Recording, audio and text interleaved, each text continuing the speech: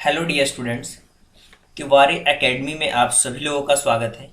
और आज हम बात करेंगे एक्सरसाइज 11.1 के बारे में, जिसके अंदर आप बहुत सारी चीज़ें सीखने वाले हैं और यहाँ से आप सीखने वाले हैं अलजेब्रा। तो देखिए, सबसे पहले तो क्वेश्चन नंबर अगर फर्स्ट की बात करें तो यहाँ पे हमें एक रूल फाइंड आउट करना है कि कितने number of match sticks use की जा रही हैं। इसके साथ साथ जो मैच स्टिक्स में जो पैटर्न बन रहा है उनको फाइंड आउट करना है और आप कोई सा भी वेरिएबल यूज कर सकते हैं। देखिए, सबसे पहला टर्म आ रहा है यहाँ पे वेरिएबल। देखिए, वेरिएबल को इसका मतलब आपको समझना होगा। देखिए, वेरिएबल का मतलब होता है जिसकी वैल्यू हमें पता नहीं है, जिसकी वैल्यू वेरी करती है, यानी कि जिसको हम ए बी सी या फिर एक्स वाई जेड कुछ भी मान लेते हैं, एन मान सकते हैं, वो हमारे वेरिएबल कहलाते हैं। यानी कि जिनकी वैल्यू चेंज होती रहती है, वेरी करती है। नाम से ही आपको पता होना चाहिए। तो हमें रूल लिखने के लिए एक वेरिएबल का यूज करना है। सबसे पहले तो आपको पैटर्न समझना होगा। पैटर्न समझने के बाद ही आप इन क्वेश्चंस को सॉल्व कर सकते हैं। ठीक है, सबसे पहले तो आप देख पा रहे हैं क्वेश्चन नंबर फर्स्ट के अंदर यहाँ पे टी लेटर के लिए आपको पैटर्न्स डिजाइन करना है। तो यहाँ पे दो मैच स्टिक्स यूज की जा रही हैं। तो हम पहले वाले क्वेश्चन में बोल सकते हैं कि इसका जो आंसर होगा वो 2n होगा। हमने वेरिएबल के तौर पे n यूज किया है। हम कह सकते हैं कि two match sticks used in each letter. Right, अब हम z की बात कर लेते हैं। देखिए, z में कितने लेटर यूज हो रहे हैं? 3 यूज हो रहे हैं। तो आप 3n कह सकते हैं। बी वाले में जो इसका आंसर होगा वो 3n होगा, क्योंकि 3 मैच स्टिक्स यूज की जा रही है, 1 2 एंड 3। इसी तरीके से यहाँ पे u लेटर में अगर देखा जाए तो यहाँ भी 3 यूज की जा रही है। तो यहाँ भी हम लिख सकते हैं 3n। और इस तरीके से अगर ए पैटर्न वी की बात करें, अगर डी वाले ऑप्शंस में की बात करें हम, तो यहाँ पे 2 यूज की जा रही हैं। तो हम डी वाले आंसर के लिए लिख सकते हैं 2n। और अगर हम ई की बात करें, ई वाले ऑप्शन में देखिए यहाँ पे कितने मैच स्टिक्स यूज की जा रही हैं, 1 2 3 4 एंड 5। तो हम यहाँ पे लिख सकते हैं 5n। इसी तरीके से एफ की बात करें तो एफ वाले क्वेश्चंस में आप ध्यान से देख पा रहे होंगे कि क्या मैच स्टिक्स यूज हो रही होंगी, कितनी मैच स्टिक्स यूज हो रही हैं, ये हमें देखना है। तो यहाँ भी हमारे पास टोटल 5 मैच स्टिक्स यूज हो रही, राइट। टोटल हमारे पास 5 मैच स्टिक्स यूज हो रही, तो यहाँ पे हम लिख सकते हैं 5n।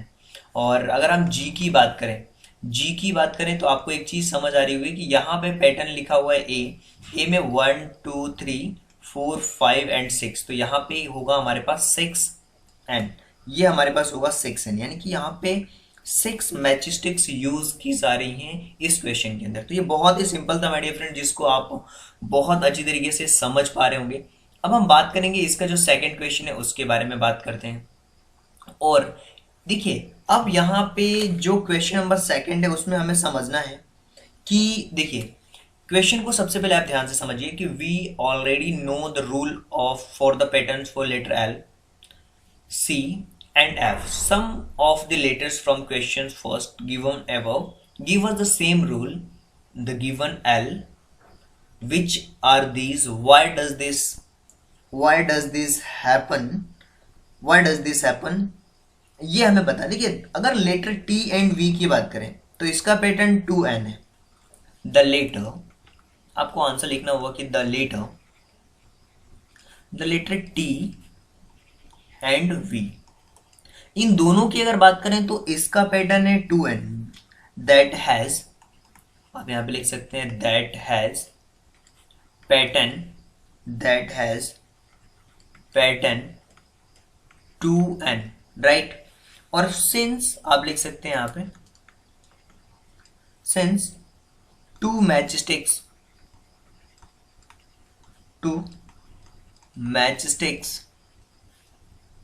are used in all these letter, are used in all these letter। जितने भी लेटर दिए हुए हैं ना, इन सब में 2 ही मैच स्टिक्स यूज हो रही हैं। जैसा क्वेश्चन नंबर सेकंड में हमसे पूछा था, उसका आंसर हमने बहुत ही क्लियरली दे दिया है। My dear friends, my dear students, अब हम बात करेंगे क्वेश्चन नंबर थर्ड के बारे में, जिसके अंदर आप देख पा रहे होंगे कि कैडेट्स हैं जो कि मार्च कर रहे हैं एक परेड के अंदर।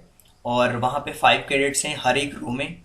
तो रूल क्या है और नंबर ऑफ कैडेट्स कितने हैं और नंबर ऑफ रोज कितनी है, तीन चीजें हमें बतानी है। सबसे पहले तो नंबर ऑफ रोज, सबसे पहले हमें फाइंड आउट करना है नंबर ऑफ रोज। तो सबसे पहले हम फाइंड आउट करेंगे नंबर ऑफ रोज।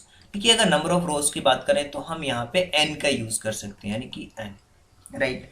अगर हम बात करें cadets in each row, cadets कितने हैं ये हमें देखना है। कैडेट्स इन ईच रो, हर रो में अगर हम कैडेट्स की बात करें तो वो है हमारे पास 5, राइट। और इसके साथ ही हमसे पूछा जा रहा है इसका टोटल नंबर ऑफ कैडेट्स कितने हैं। Total number of cadets, total number, therefore the total number of cadets, total number of cadets ये होंगे 5 है। और यही हमें क्वेश्चन नंबर 3 के अंदर बताना था, एक्सप्लेन करना था। तो अब हम आते हैं क्वेश्चन नंबर 4 के ऊपर और उसको देखने और समझने की कोशिश करते हैं कि क्या पूछा गया है और कैसे इस क्वेश्चन को हम सॉल्व कर सकते हैं। देखिए क्वेश्चन बहुत इजी है। यहाँ पे सबसे पहले जो चीज़ें हमें फाइंड आउट करनी है, नंबर ऑफ बॉक्सेस कितने हैं। तो सबसे पहले नंबर ऑफ बॉक्सेस की बात कर लेते हैं, जिसे हम बी से डिनोट कर सकते हैं। इसके अलावा number of mangoes in each boxes, यहाँ पे आप लिख सकते हैं number of mangoes, number of mangoes in each box, वो कितने, वो 50 है। तो आपको total number of mangoes find out करना है। तो टोटल नंबर ऑफ मैंगोज, कि बहुत सिंपल है total number of mangoes find out करना, 50b, राइट। 50b ये आपका आंसर होगा। ये तो बात हो गई क्वेश्चन नंबर 4 के बारे में माय डियर फ्रेंड्स। अब हम बात करेंगे क्वेश्चन नंबर 5 के बारे में। उसको जानने और समझने की कोशिश करेंगे कि कैसे क्वेश्चन नंबर 5 को हम इजीली सॉल्व कर सकते हैं। क्वेश्चन नंबर अगर 5 की बात करें तो यहाँ पे एक टीचर हैं जो डिस्ट्रीब्यूट कर रही हैं पेंसिल्स पर स्टूडेंट्स को, और नंबर ऑफ स्टूडेंट्स को आप एस के थ्रू आपको डिनोट करना है। और can you tell how many pencils are needed, कितने पेंसिल्स की जरूरत है। ये सबसे पहले हमें लिखना होगा नंबर ऑफ स्टूडेंट्स। सबसे पहले हमें बताना है कि नंबर ऑफ स्टूडेंट्स कितने, तो आपको लिखना होगा नंबर ऑफ स्टूडेंट्स कितने हैं, सबसे पहले उसे आप मेंशन करिए। तो नंबर ऑफ स्टूडेंट्स की बात करें तो वो है एस, राइट। इसके साथ number of pencils to each students, अब आपको देखना है कि number of pencil to each students, right. अब नंबर ऑफ पेंसिल्स कितनी है हर स्टूडेंट्स की, वो है हमारे पास 5। अब हमें देखना है टोटल नंबर ऑफ पेंसिल्स कितनी नीडेड है। देयरफॉर आप यहाँ पे लिख सकते हैं therefore total number of pencil needed, total number of pencil needed are 5s, right. और ये हमारा आंसर होगा, राइट। आगे बढ़ते हैं माय डियर फ्रेंड्स और हम बात करेंगे my dear students question number 6 के बारे में, राइट। देखिए क्वेश्चन नंबर 6 तो बहुत ही इजी सा क्वेश्चन है, जिसमें हमें ये देखना है कि एक बर्ड है जो फ्लाई कर रही है 1 किलोमीटर इन 1 मिनट, और जो भी फ्लाइंग का टाइम लग रहा है उसको आप टी से डिनोट करिए। आपको distance covered by a bird in terms of time के टर्म्स में हमें बताना है कि कितना उसकी स्पीड क्या है। देखिए टाइम टेकन बाय बर्ड, सबसे पहले आपको लिखना होगा time taken by bird. Time जितना भी जा रहा है उसको हमें टी से डिनोट करना है, राइट। उसे आपको लिखना है टी मिनट्स, राइट। इसके साथ स्पीड क्या है उस बर्ड की वो आपको फाइंड आउट करना है, speed of bird, right. Speed of bird की बात करें तो वो है 1 किलोमीटर पर मिनट। क्या है वो, 1 किलोमीटर पर मिनट। अब हमें फाइंड आउट करना है डिस्टेंस कवर्ड बाय बर्ड। हमें फाइंड आउट करना है डिस्टेंस। तो आप लिखेंगे distance covered by bird. Distance covered by bird, वो क्या होगा, हमारा डिस्टेंस कैसे कवर्ड हो रहा है, वो होगा स्पीड इनटू टाइम। क्या होगा वो होगा हमारा speed into time, right. Speed into time, speed हमारे पास s है और टाइम हमारे पास t। स्पीड के लिए हमने 1 किलोमीटर पर आवर है तो 1 इंटू टी, यानी कि आंसर हमारा होगा t किलोमीटर, राइट। और इस तरीके से आप चीज़ों को समझ सकते हैं, इजीली ऑब्जर्व कर सकते हैं, अकॉर्डिंग टू क्वेश्चंस आप समझ सकते हैं कि क्या करना है। उसके लिए हमें क्या करना होता है, क्वेश्चंस को ध्यान से पढ़ना होता है, उसके बाद ही आप समझ पाते हैं कि क्वेश्चन में क्या पूछा जा रहा है, कैसे मैं सॉल्व कर सकता हूँ। तो चलिए बात करते हैं क्वेश्चन नंबर 7 के बारे में। क्वेश्चन नंबर 7 में अगर आप देखें तो ये एक राधा नाम की लड़की है जो कि डॉटेड रंगोली बना रही है। आप देखिए ये रंगोलीज बन रही है जिसमें कुछ पैटर्न्स हैं और यहाँ पे लिखा हुआ है सी हैज़ 8 डॉट्स इन अ रो। तो सबसे पहली चीज़ हमें लिखना होगा कि number of dots in each row. सबसे पहले आपको लिखना होगा कि कितने डॉट्स हैं, तो आपको सबसे पहले मेंशन करना है number of dots in each row, right. वो कितने हैं, वो है 8 डॉट्स, वो है हमारे पास 8 डॉट्स। अब नंबर ऑफ रोज आपको फाइंड आउट करना है, नंबर ऑफ रोज कितने हैं, वो है r से आपको डिनोट करना है। नंबर ऑफ डॉट्स फिर कितने होंगे, फिर नंबर ऑफ डॉट्स की बारी आती है। नंबर ऑफ डॉट्स होंगे 8r, राइट। अब देखिए अगर यहाँ पे ये तो क्वेश्चन हमारा हो गया, और यहाँ पे देखिए एक और क्वेश्चन पूछ रहा है how many dots if there are 8 rows. अगर 8 रोज होंगी तो कितने डॉट्स होंगी, इफ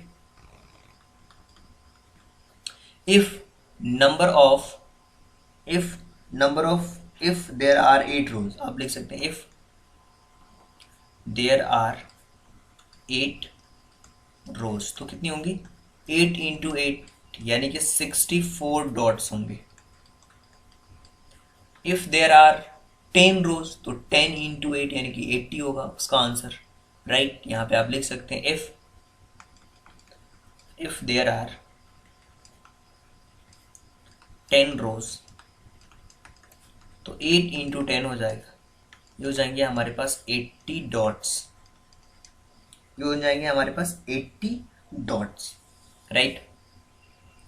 माय डियर स्टूडेंट्स, अब हम बात करेंगे क्वेश्चन नंबर 8 के बारे में, जिसमें कि चीज़ों को आप अच्छी तरीके से और समझ पाएंगे कि क्या है और क्या चीज़ पूछा जा रहा है हमसे और किस तरीके से हम इस क्वेश्चन को एक्सप्लेन कर सकते हैं। देखिए अगर आपने इस क्वेश्चन को समझ लिया ना तो इस टाइप के क्वेश्चंस आपके नेक्स्ट क्लासेस यानी कि 7th में 8th में 9th 10th में भी ऐसा पूछा जाता है, तो आप इजिली बता सकते हैं। देखिए सबसे पहले तो लीला और राधा 2 लोग हैं, जो कि लीला जो है वो राधा की यंगर सिस्टर है और लीला जो है ना वो 4 इयर्स यंगर है राधा से।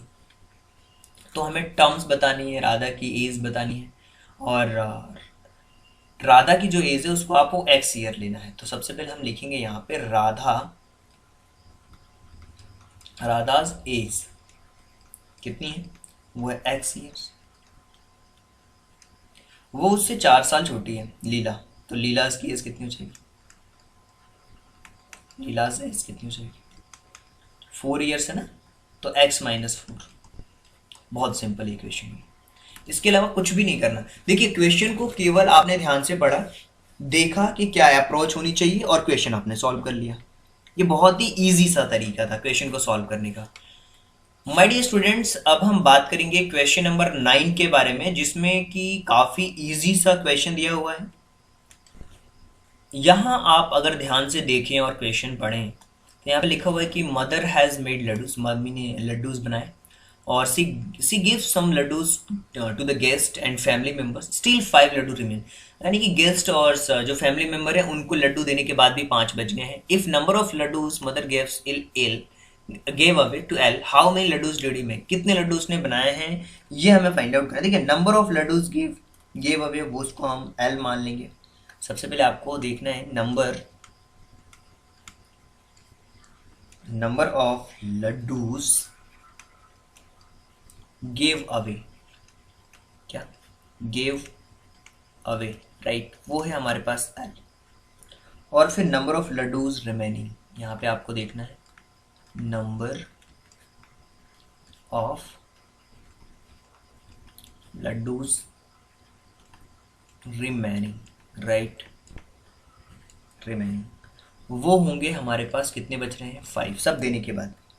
तो टोटल नंबर ऑफ लड्डूज कितने बचे थे, तो total number of laddoos, right, total number of laddoos कितने हो जाएंगे L प्लस 5, L प्लस 5 होंगे टोटल नंबर ऑफ लड्डूज। इसी तरीके से माय डियर स्टूडेंट्स अब हम बात करेंगे क्वेश्चन नंबर 10 के बारे में। और क्वेश्चन नंबर 10 भी काफ़ी इंटरेस्टिंग क्वेश्चन है। क्वेश्चन नंबर 10 में सबसे पहले तो जो नंबर ऑफ ऑरेंज बॉक्सेस है ना, स्मॉल बॉक्सेस, उसको आप x मानेंगे, और जो लार्जर बॉक्सेस हैं उनको ट्रांसफर कर रहे हैं हम स्मॉल बॉक्सेस में। ये चीज़ आपको क्लियरली समझ आ रही है। और लार्जर बॉक्स एम्प्टी है और खाली किया जा रहा है ऑरेंज से, और जिसको फिल किया जा रहा है 2 स्मॉल बॉक्सेस में। स्टिल इतना करने के बाद भी जो 10 संतरे हैं ऑरेंज जो हैं वो आउटसाइड बच रहे हैं, रिमेनिंग बच रहे हैं। तो हमें number of total number of orange हमें फाइंड आउट करना था कि लार्जर बॉक्स में कितने थे। देखिए लार्जर जो बॉक्स है ना, जो बॉक्स दिया हुआ है, बॉक्स नहीं है बॉक्स है, वो कुछ भी बोलिए आप, लेकिन क्वेश्चन आपको समझना होगा। Number of orange in one box, सबसे पहले हम ये लिखेंगे नंबर ऑफ ऑरेंज, सबसे पहले 1 बाय 1 स्टेप बाय स्टेप हमें चलेंगे तो चीज़ें काफ़ी क्लियर होंगी। हम जब हम स्टेप बाय स्टेप चलते हैं ना चीज़ें क्लियर होती हैं। नंबर ऑफ ऑरेंज सबसे पहले आप लिखेंगे नंबर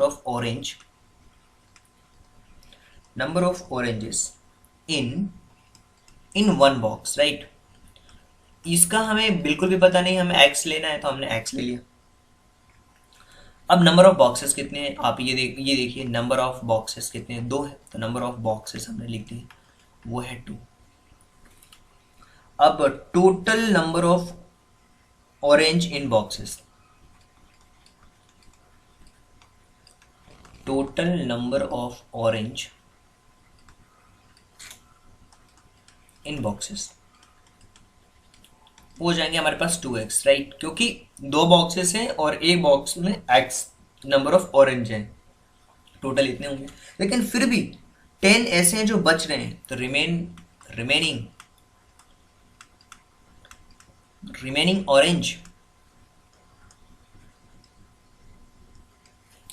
ऑरेंजेस कितने बच रहे हैं 10।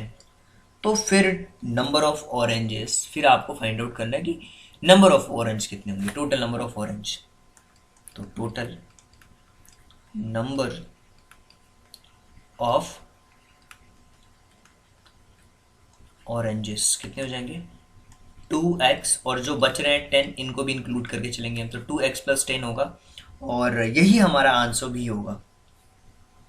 माय डियर स्टूडेंट्स अब हम बात करेंगे क्वेश्चन नंबर 11 के बारे में। उसको समझने की कोशिश करेंगे, जानने की कोशिश करेंगे कि क्या सही अप्रोच होनी चाहिए हमारी। क्वेश्चन नंबर 11 में आप ध्यान से देखिए, यहाँ पे आप ये जो पिक्चर्स दी हुई ABCD, और यहाँ पे जो पैटर्न है जो कि स्क्वायर बॉक्स बन रहे हैं, और यहाँ पे देखिए the square are not separated, जो कि सेपरेटेड नहीं है। 2 neighbouring squares have a common matchstick. देखिए ये अगर एक स्क्वायर है, इनके बीच में ये कॉमन मैचस्टिक्स आ रही है यहाँ पे, राइट। और ऑब्जर्व करना है पैटर्न, रूल फाइंड आउट करना है, और कितने नंबर ऑफ मैचस्टिक्स यूज हो रही हैं ये हमें देखना है। अगर हम पहले की बात करें तो ये 4 मैचस्टिक्स यूज कर रहा है। अगर हम दूसरे की बात करें तो ये टोटल 7 मैचस्टिक्स यूज कर रहा है। अगर हम तीसरे की बात करें तो ये देखिए 1 2 3 4 5 6 7 8 9 10, ये 10 यूज हो रहे हैं इसके अंदर। अगर हम फोर्थ वाले क्वेश्चन की बात करें तो इसके अंदर 13 मैचस्टिक्स यूज हो रही हैं। यानी कि अगर हम इसमें पैटर्न की बात करें तो अब देखिए हर में क्या हो रहा है, एक कम हो रहा है, यानी 4 के बाद 8 होना चाहिए लेकिन वो एक कम हो गया, राइट। यहाँ पे फिर उसके बाद जो कम होता जा रहा है, इसकी वजह से जो हमारे पास पैटर्न बन रहा है वो कुछ इस तरीके से बनेगा, यानी कि हर बार में एक कम होता जा रहा है, यानी कि टेबल्स होंगी करीब 3, 6, 9, 12 इस तरीके से हमारे पास ये इस तरीके से होंगे 3, 6, 9, 12 इस तरीके से चीज़ें आएंगी। तो जो इक्वेशंस है ना वो कुछ इस तरीके से होंगी, यानी कि 3x प्लस 1 ये इसकी इक्वेशंस होगी, राइट। अब देखिए, यानी कि अगर हम 1 रखते हैं तो यहाँ पे 4 होगा, अगर हम 2 रखते हैं तो यहाँ पे 7 होगा, अगर हम 3 रखते हैं तो 10 होगा, 4 रखते हैं तो 13 होगा। यानी कि चीजें बहुत क्लियरली समझ आ रही है हमें कि क्या होना है इस क्वेश्चन के अंदर। इसी तरीके से इस पैटर्न को तो हमने फाइंड आउट कर लिया। अब हम बात करते हैं क्वेश्चन नंबर बी के बारे में, जिसमें जो कि जो 11th क्वेश्चन है, इसी का बी वाला क्वेश्चन हम देखते हैं। देखिए बी वाले क्वेश्चन के अंदर पैटर्न आप देखना होगा आपको कि क्या है, जनरल रूल क्या है इसके, ये चीजें आपको देखनी होगी। सबसे पहले अगर हम बात करें तो यहाँ पे total number of matchsticks use हो रही हैं 3, यहाँ पे यूज हो रही हैं 5, और यहाँ पे इन तीनों को मिलाकर के 7 यूज हो रही है, और यहाँ पे 9 यूज हो रही है, राइट। यानी कि चीजें बहुत ही क्लियरली चल रही हैं यहाँ पे, जिसमें कि अगर हम यहाँ पे देखिए, अगर आप अगर आप ऐसा कहते हैं कि if we remove 1 from each of them, then they makes, क्या बन रहा है वो वहां पे जो चीजें हमें मिल रही हैं, they makes टेबल ऑफ 2 की टेबल बन रही है। कैसे देखिए आप, 2 होगा, 4 होगा, 6 होगा, 8 होगा, ये देखिए ना, यहाँ पे एक करते हैं तो 2 होगा, यहाँ पे एक माइनस करते हैं तो 4 होगा, यहाँ पे 6 होगा, यहाँ पे 8 होगा, मतलब ये पैटर्न मिल रहा है। तो हम क्या कह सकते हैं, रिक्वायर्ड इक्वेशन क्या होगी, show required equation will be 2x plus 1। देखिए आप परफेक्टली फिट हो जाएगा ये। 1 रखेंगे तो 3 आएगा, 2 रखेंगे 5 आएगा, 3 रखेंगे 7 आएगा, 4 रखेंगे 9 आएगा, राइट। और जो x है वो नंबर ऑफ ट्राइंगल्स को बता रहा है, where x is a number of triangles. यहाँ पे आप लिख सकते हैं where x is a number of triangles. चीजें बहुत ही क्लियर है माय डियर फ्रेंड्स। तो उम्मीद करता हूं कि ये कंप्लीट लेक्चर जिसके अंदर हमने 11.1 को डिस्कस किया है, उम्मीद करता हूँ कि सारी चीज़ें बहुत अच्छी तरीके से समझ आई होगी। लेकिन फिर भी अगर आपको लगता है कि कोई डाउट है तो आप हमारी वेबसाइट को विजिट कर सकते हैं, हमारी एप्लीकेशन को भी डाउनलोड कर सकते हैं गूगल प्ले स्टोर से, और वहाँ पे भी अगर आपको कोई डाउट लगता है तो आप कमेंट बॉक्स में क्वेश्चन भी पूछ सकते हैं। So thank you so much and thanks for giving your precious time at the last. God bless you, thank you so much.